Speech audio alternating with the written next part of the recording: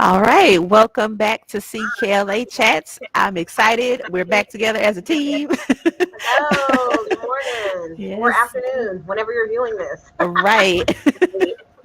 So we are back together to talk about the final unit in fourth grade, Treasure Island. And today we're going to be talking about lesson 1. So we will go ahead and get started. I will say, fourth grade teachers, this unit is super exciting. It's the story. I'm involved already. It's so intense. I'm like, I want to keep reading. It's such a good unit already. Even the activities the students will get to do. So I hope you enjoy it just as much as we are creating these videos for you. Yeah, I think it's definitely a fun way to end the year. Absolutely. All right, here we go. All right, so our core text for lesson 1 is chapter 1 of Treasure Island, The Old Seadog. And the purpose for reading is students are reading to learn how this adventure story begins and to gather information about the narrator, setting, and characters.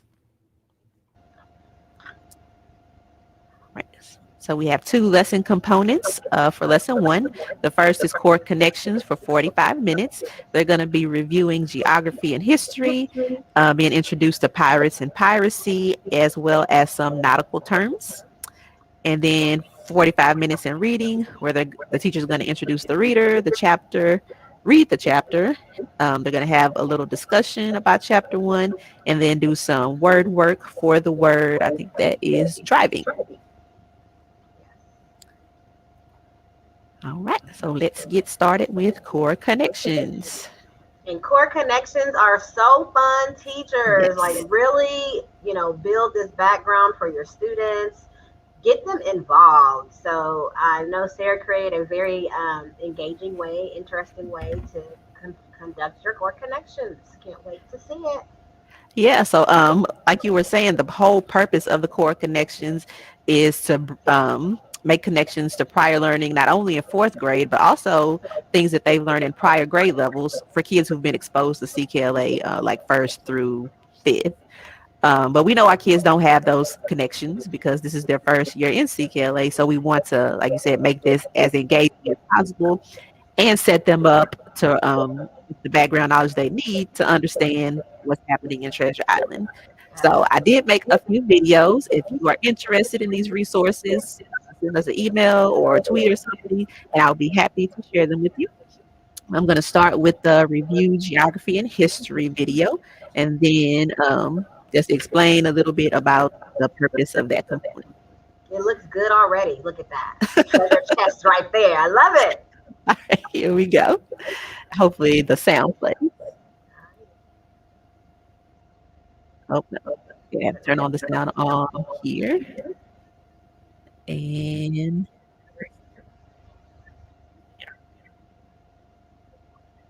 is the sound playing? I can't hear it. Huh, darn it. Okay, let me open it in a new tab maybe and share the audio. Give me 1 second. Well, while we're getting set up, just thinking of different ideas, different things you could do. We can dress up. We can get pirate eye patches. I mean, just you can just Yes. get so creative. Have some treasure chests in your room, and those treasure chests could be full of little goodies. Like incentives. For the kiddos. So lots of things that we can do really with every unit in CKLA, but oh my gosh, I'm excited. I want to teach this unit. So set the kids up, set your rooms up. Like the last unit with the American Revolution, you could have had so many things set up, like with the Tale of the Headless Horseman, have that. It's Yeah. just so many things you could do with this unit. Just be thinking of some ideas if you haven't already. And I'm sure people out there and all you guys are very creative and have already thought of things that have implemented or will implement once we start this unit. Okay. Let me see if I figured this out. Oh wait. Share audio, I think. Try again.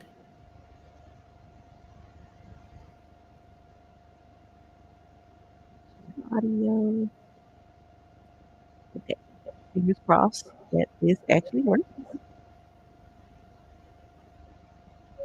Today, There it I'm is. picking a literary unit called Treasure Island, and our reader for this unit is also called Treasure Island. Before reading the first chapter of the reader, we will discuss some things you may already know, as well as some important new information that will help you understand what you will learn in this unit. Treasure Island is a literary text in the subgenre of adventure stories. It is a specific type of adventure story, a romance. This kind of romance is not about love, but about the brave feats or acts of heroes, such as knights or explorers, who strive for noble goals. Romance also refers to a kind of writing that focuses on mysterious characters, faraway places, exaggerated heroes, and adventure. Treasure Island was written by Robert Louis Stevenson. Robert Louis Stevenson was born in Edinburgh, Scotland. Stevenson was sick for much of his life and traveled frequently as an adult, looking for a place with a climate that was good for his health. At different times in his life, he lived in England, Scotland, and the Samoan Islands in the South Pacific. He also visited France, Germany, Switzerland, and the United States. Stevenson's traveling experience is reflected in the imaginative settings of Treasure Island. The beginning of Treasure Island is set near Bristol, England. Treasure Island also mentions the Spanish Main, which were the Spanish claimed lands along the northern coast of South America in the Caribbean. Treasure Island was published in 1883. Although the novel was written in 1883, the action of Treasure Island takes place in the 1700s. In other words, Stevenson imagined the story happening over 100 years earlier. In the 1700s, England was one of the most powerful countries in the world. Can you remember any events that we recently learned about that also occurred during the 1700s? Here's a hint. During the late 1400s and throughout the 1500s and 1600s, rulers of European countries sent explorers to new lands, or the New World, to claim land and riches for their homelands. People were also sent to various parts of the world to conduct trade. During this age of exploration, European countries engaged in exploration, colonization, and trade. Christopher Columbus arrived in the New World, Jamestown was settled, and pilgrims landed at Plymouth Rock in what would become the United States. Find out how geography and history collide for an exciting adventure story in Treasure Island.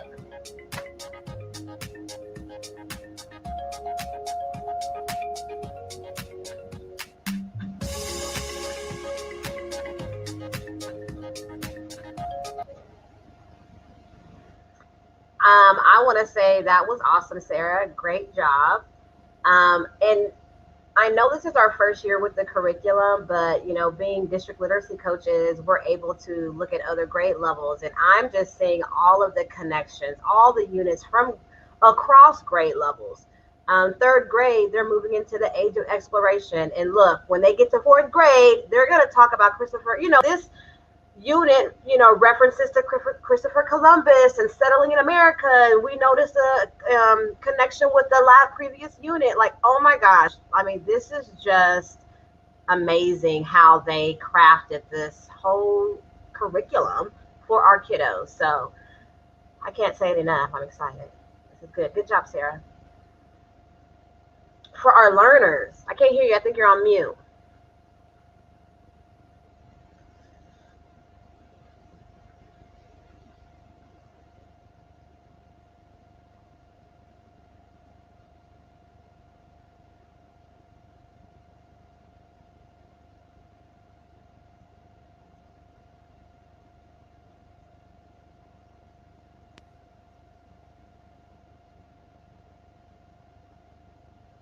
Now unmute it now. It says you're on mute now. You took it out. Press the unmute button on the computer. Okay, Hi, you're back. I don't know. But yeah, say there were also references in here for fidelity to the Vikings. but I did not include those because I know students who are doing this year haven't had They exposure haven't. to Yeah. those, so they wouldn't get those references. But, Right. Right. yep. Eventually, our upcoming third graders will have They that exposure. will have all that background knowledge, so they're gonna do exceptionally well. You know. Yeah, so important for teachers to understand when introducing this subcomponent is you're introducing students to the subgenre mystery, adventure story, sorry, not mystery. Yeah. I was there. Adventure. Yeah, the author's life, Robert Louis Stevenson, and also the historical context of the setting. City. Yep. Crucial information. Yes. Yes. Let me go back.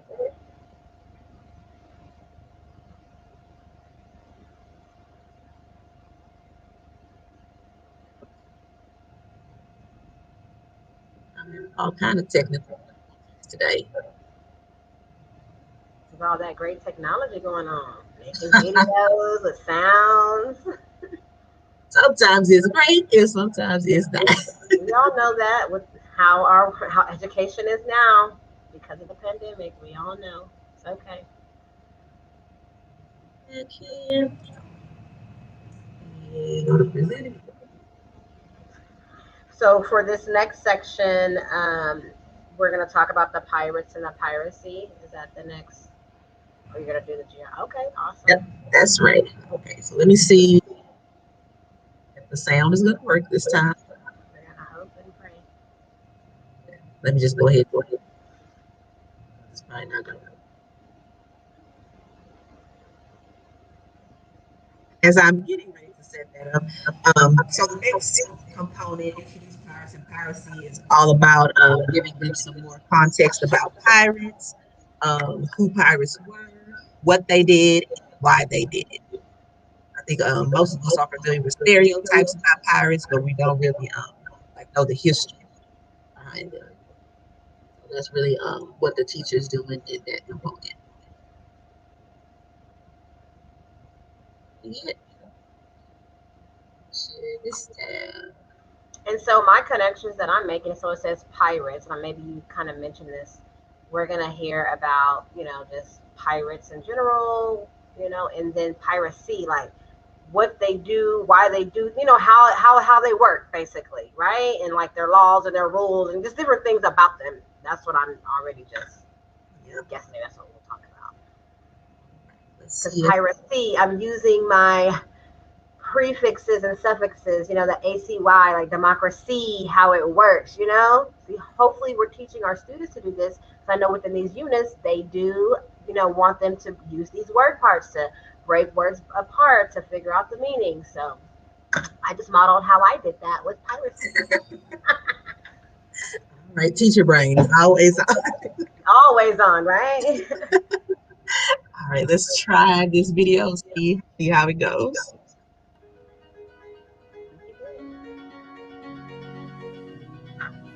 Treasure Island features pirates, people who use violence to attack and rob ships at sea. Piracy became especially problematic in the 1500s, 1600s, and 1700s. Remember, the 1700s is the period during which Treasure Island takes place. During that time, there were many ships at sea because of a rise in trade and exploration. Why do you think piracy was a frequent occurrence during a time of trade and exploration? What types of goods and riches could be found on such ships? Why would pirates be interested in the contents of these ships?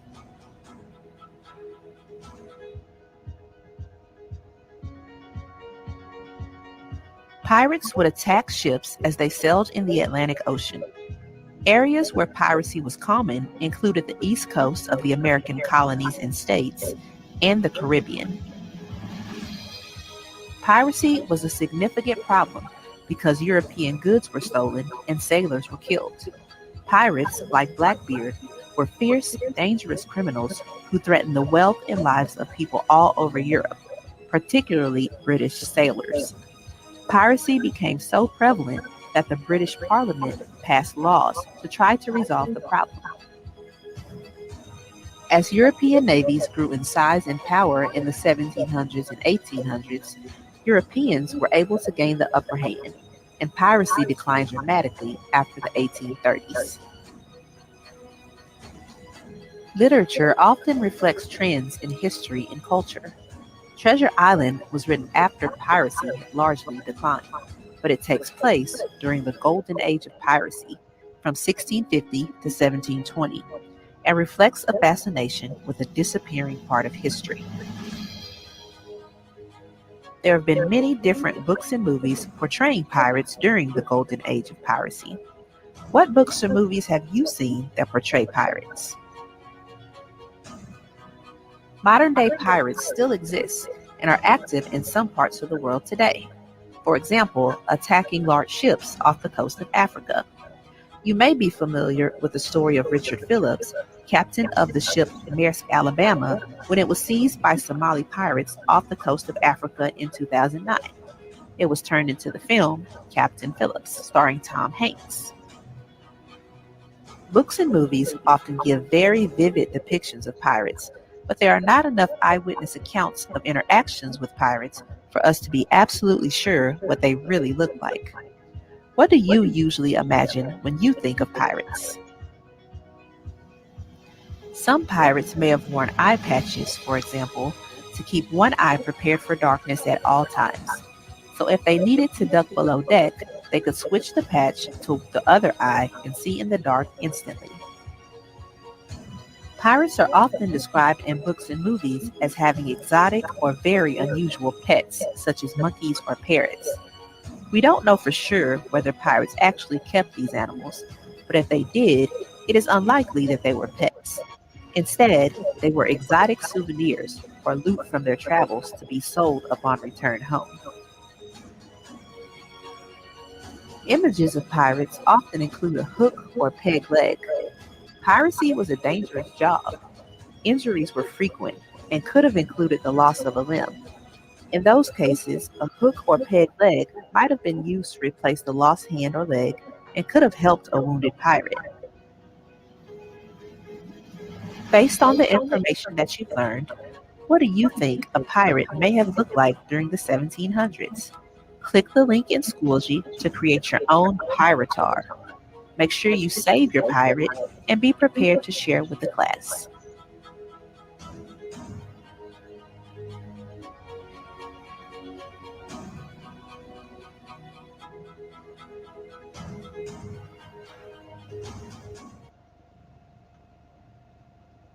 I like the background music too. That while you're talking, the background music is so. I mean, it's good too. Good job. I mean, it's great. You. So the Piratar suggestion that was for a virtual class. So Mhm. the activity book, they're supposed to work with a small group to draw a pirate, but Mhm. not possible if your kids are actually together. So that's just an option. If your kids are virtual. Awesome. And I can share the link again if you're interested in those resources. I want the link for sure. Right? Saving that to my drive. Figure out how to present this presentation again. You have to keep clicking back and forth. Sorry.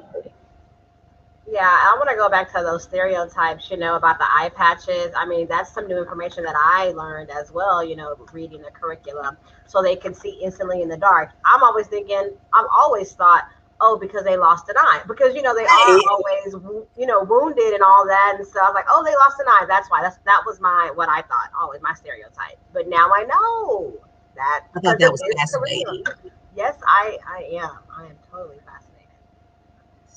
So this is just the activity page where if you have your in-person kids, they can work in those small groups. And again, it's important that they use the information the teacher just gave them to draw what they think a pirate look like. Yeah. So finally, in core connections, the teacher is going to be introducing some nautical terms or some terms about the ships that they're going to read about in Treasure Island. Super important because I don't know a lot about ships and nautical terms. So when Hmm. I've read books in the past that have like those words in them, it's super confusing to me. I have no idea what's going on because I don't know the parts of the ship. Yeah. So Really important that the teachers Yeah, pay. my connection, Sarah, to this, a novel that I used to read to my fifth graders like every year called it was Island by Gordon Corman, and it's a three-book series. And Island, of course, they're on a schooner Yeah. and it crashes. And so I, as a teacher, I'm like, okay, I can make the connection to what this boat looks like because I've read other things. So luckily, I'll know some of these terms just as a teacher's thinking in that mindset. Yes. Because reading is everywhere. Read, read, read. You never know when things are going to come up. The more you read, the more you know. That's true. This helped. I learned a lot already just doing the core connections. Like, Absolutely. Absolutely. there's so much. All right, so I will share the final video about nautical terms, and then we'll take a look at page.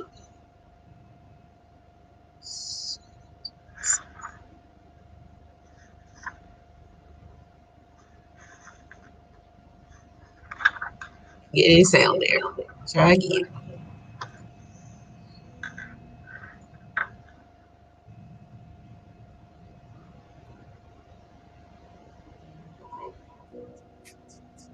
There we go. Treasure Island focuses on a sailing adventure. Many of the book's characters have experience and knowledge dealing with ships, so there are various nautical terms and references to areas of ships throughout the story. To help you prepare for reading the book, I will define and explain some key terms. Pirates traveled by ship. Ships were obtained in various ways, including through theft. A common type of vessel or ship used by pirates of the 1700s was the schooner. This diagram shows the type of 1700s era schooner that was commonly sailed by merchants and pirates of the time on the high seas or ocean. Next, I will explain some of the important aspects of the ship. This diagram can be found on page 211 in your activity book. Specific directional terms describe the different areas of a ship. For example, the fore of the ship refers to toward the bow or front of the ship. The aft is toward the stern or back of the ship. Starboard is toward the right hand of the ship when one is facing the front of the ship.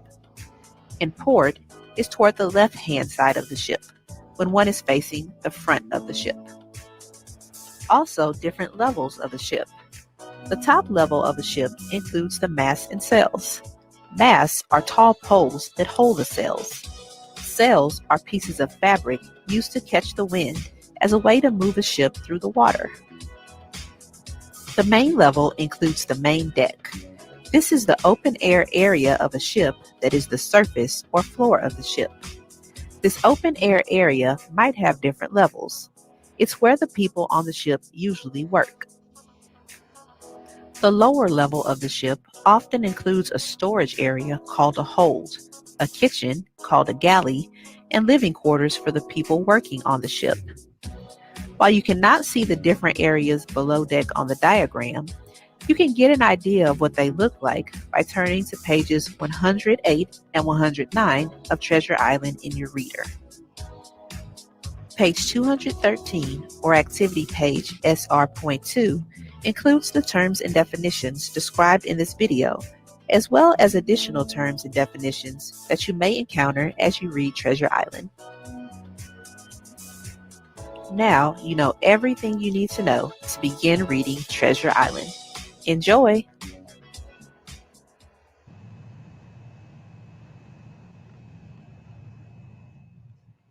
Okay. So, there is activity page that goes with that. Let me see if I can pull it up. Well, it's not really activity page. It's a diagram in the back of their activity book. And I was thinking that the students could label it as they're watching the video, label the different parts, like the fore, the starboard port, all the different sides, just so they would have that for reference out. And couldn't that be awesome if teachers, you have that up in your classroom as well, labeled? I mean, just an option, suggestion. Yeah, and I think I have it. Yeah, that should be an anchor chart because those things need to Okay. come up throughout the unit and important to Yes. see the story. I want to say I notice how seamless everything is, how clear the information is, very clear, precise, and you know why? Because we're trusting the process, and Sarah was reading exactly what the curriculum document has. And so Verbatim. verbatim, I was able to follow along where she was, and I mean, I gained all the information because it was presented with to exactness, or with this, with exactness to fidelity. So just wanted to make that point. To be able to set your students up, I mean, that's just what she did. She internalized the curriculum, prepared these videos to set our students up for success. I think even with fidelity, I was mindful of time, especially for because I had a teacher in mind who was teaching virtually when I was creating. So Yeah. knowing she can only do one or the other of these, of Okay. reading or core connection with her live students. So which one? Right.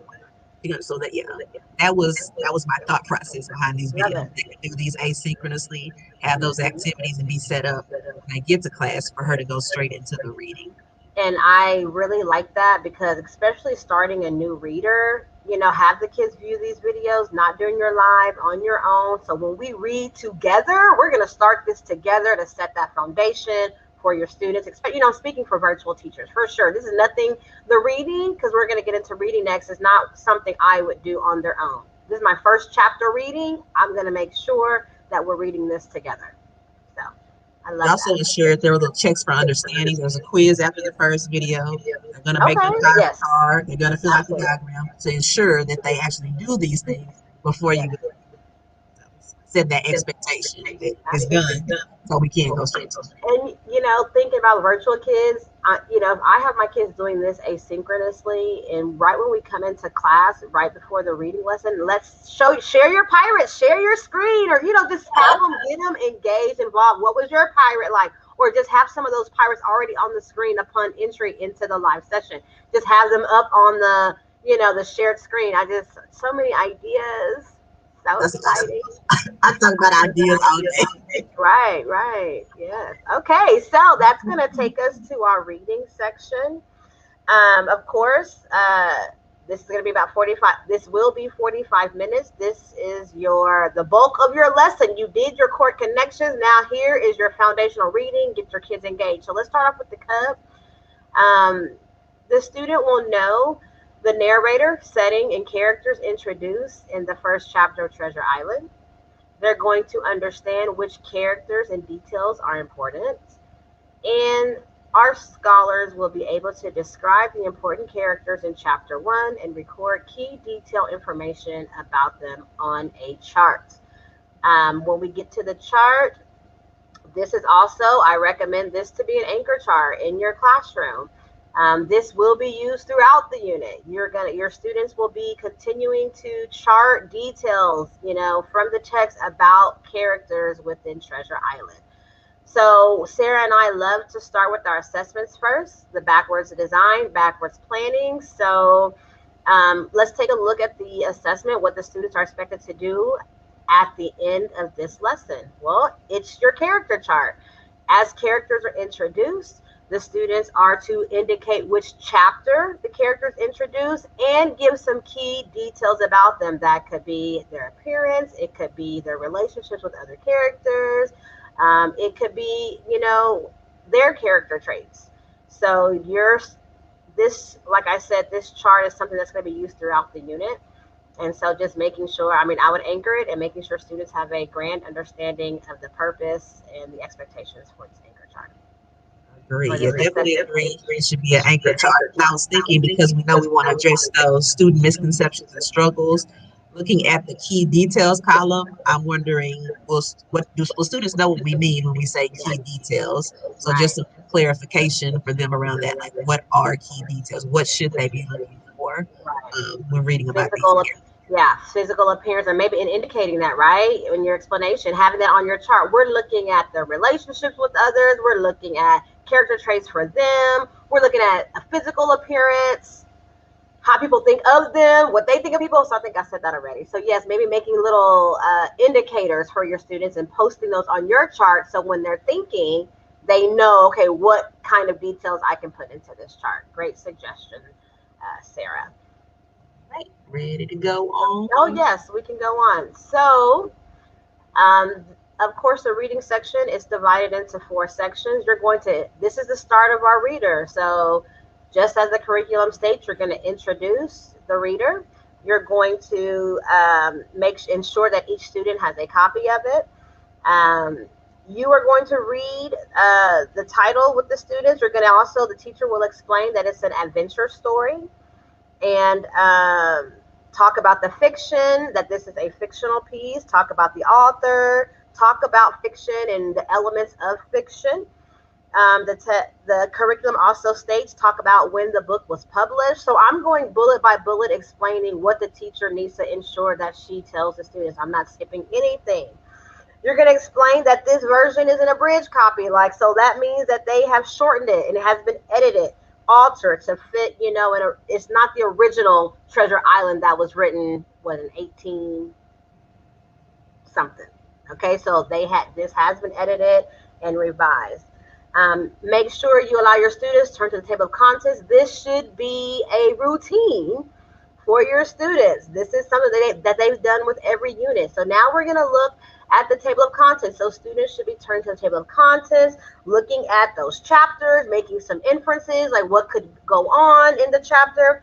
Then teacher's going to allow the students to do a book walk, a picture walk, have them look through the reader, see the images, and just brainstorm, make predictions about, what's going to be happening. What are we going to read about? And make some connections to what they saw in the core connections as well.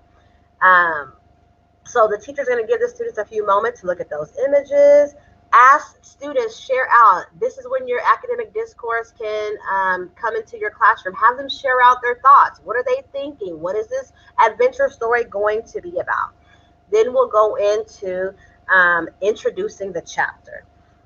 So you'll, of course, have your students, okay, we're going to read chapter 1, the old Seadog and the black spot. Students should follow along in the reader. So you're going to have them turn to this reader. And then preview. It says preview the vocabulary words before reading. Now, sometimes it says you may want to preview. This time it says preview. So make sure you preview those words with the students. Indicate that they're going to find the word on page 2.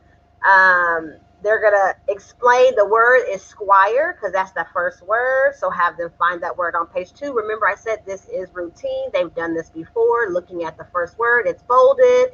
Every vocabulary word is going to be bolded. I mean, this should be repetition by now.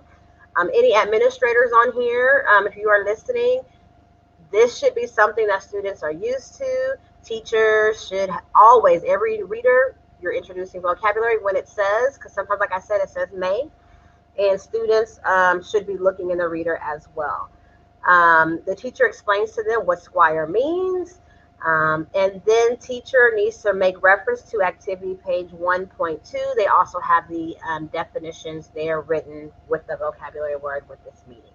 So they have a copy of it in their activity book. And then we're going to move on to read the chapter. You have 20 minutes to read the chapter. Mind if I add something about yeah, go ahead. Go ahead. Just because I had a conversation with a teacher a few days ago about how to do the vocabulary and Okay. noticing that Yes. in each chapter as you go over, there's a long list of words. Like Okay. that's a lot of words to go over in 5 minutes. Yes. Yes. So something I suggested, I don't know if this is right, we can have a conversation about it, but I pointed her to that diagram, vocabulary chart, where they always have the tier 3 and the tier words. And I suggested that, yes, she go through all the words quickly, but really emphasize those tier 2 vocabulary words because we know that that's where they're going to get the most bang for their buck. Right. Because you only have 5 minutes. That's a lot to read in 5 minutes. Right. And so for these tier 2 words, specifically, the word is company this time in this chapter, and ensuring that students know, well, how is this word being used in this chapter, in this reader? because it's a multiple meaning word. And so when you are focusing on those tier 2 words, making sure they know, are we using to use their context clues to figure out which meaning of company is being used. And so students will need to use the text to figure that out. So love that suggestion. That is awesome. Because the tier 3 words, of course, is specific to what we're reading. Who knows when will we ever hear the word squire again, which you may, because reading is No, yeah, everywhere. okay. Great. Gonna come back. It will. It will. So yes, great point. It's only 5 minutes. I like that you stopped me there. So yes, you have to be intentional and strategic about, what we're giving our students. Okay, so we're reading the chapter. It's 20 minutes. It says to read the chapter aloud as students follow along in their reader. And when we're reading, make sure our intonation and our expression, everything is good, so to keep our kids engaged. As you are reading, you are, of course, stopping and discussing the guiding questions that are for this chapter. As always, you have your inferential questions. Depending on the need of your students, that support is always in the margins. Be sure that you are referring to the supports that are indicated in the reader. And I just want to put this out there. There are some check for understandings, ensuring that, for example, after page 4 in the reader, there's a check for understanding for a word ominously, based on how it's used in the chapter. Just ensuring you're stopping for the check for understandings as indicated in the chapter. They go back to the last unit for the revolution, a challenge question. What's a simile? So things don't stop. Skills are still coming out even in this new unit. So just to make sure your students are retaining the information, we just talked about similes in the previous unit, and they are continuing to do that now. So don't forget about those challenge supports on the side. So basically, you're going to read the chapter and ask these questions when you're planning. Make sure you are planning for student responses to these questions to ensure that they are understanding the chapter. And as for me, the teacher is reading and students are following along and you're stopping to check for understanding. Finally, at the end, number 3, it says to discuss the chapter. You're going to take 10 minutes to discuss the chapter. Students are going to turn to that character chart and you guys are going to talk about the characters. Teachers are going to explain the names of important characters that are listed on the chart. This is when you're really going to explain that chart to your students following the reading, and how they're going to record these details. Remember, we said give the students some categories, I'd say, Sarah, right, on what do key details even mean. So let them know, I want to know character traits. I want to know how they feel, their relationships. We want to know how their physical appearance looks, all that good stuff. And we kind of explained the chart already.